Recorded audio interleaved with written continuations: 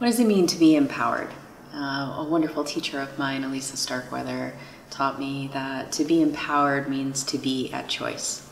And I think that this is a fabulous starting point. When we're at choice, it means that we are able to choose how we react, how we act in any situation. And that no longer are outside circumstances dictating the way that we are acting and responding to what's going on.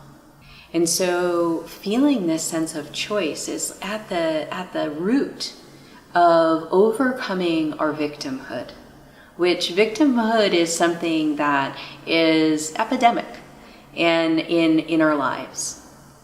That the idea that other people are doing things to us that stops us from being able to be at choice.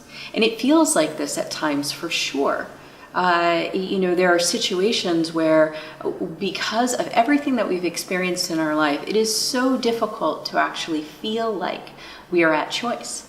It's incredibly challenging. However, as we grow and develop, we can learn that even in those situations, we can be at choice as well. And this is what it feels like to be empowered, to know that in any given situation, we have this ability to choose.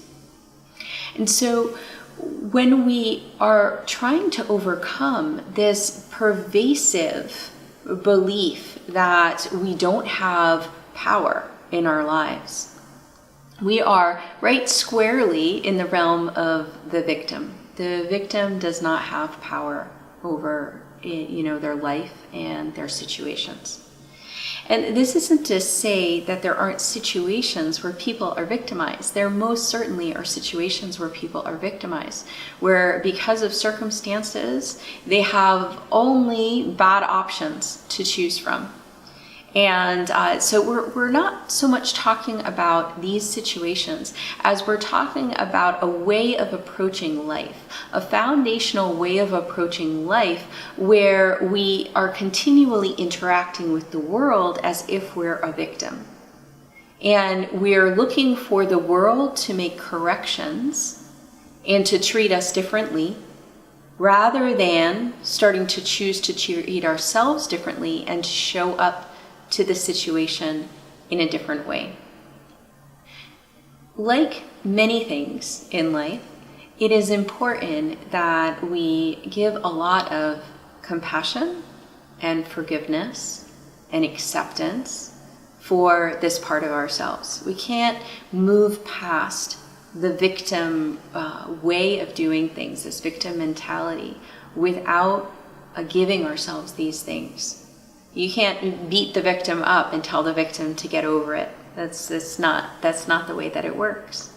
So our first step is to learn to love, appreciate, and see this part of ourselves, because every single aspect of ourselves has a teaching.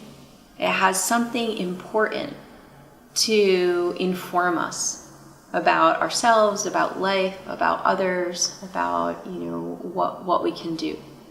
So by accepting this part and keeping it as a teacher, keeping it close as a teacher, what does being a victim, how does being a victim or being in the victim way of looking at things inform me about myself? How does it help me become the person that I want to be? That's like a first step in overcoming this way of being. And then with this acceptance, there's also an aspect of leaving it behind. Although, we will always have this part of ourselves, we don't need to be acting from it as like all the time. And in order to leave it behind, we need to start to recognize this place of choice. And how do we want to see the situation? How do we want to act in the situation? What do we want to take away from the situation? So that we are feeling like we are in our own power. And there isn't exactly a right way. There isn't one way that you need to do this, or that any person needs to do this. It is a process of learning how to choose alternatives to feeling disempowered, to feeling put upon, to feeling victimized. So we grow out of the victim mentality, the victim mindset, by starting to recognize where we have power in life, how we can have power in life, and choosing to do things that are more in alignment and more in service of who we really are and what we really want to have happen. The problem winds up being sometimes that, in the victim mentality, we look outside and say, you're doing this to me, therefore I need to make corrections in your behavior in order for me to feel safe, whole, happy, whatever. And so we start to fight with the perpetrators and say, change your behavior so that I can feel safe. And what we can do instead is to recognize what actually creates safety for us, what creates well-being for us. How do we want to choose to be in any situation?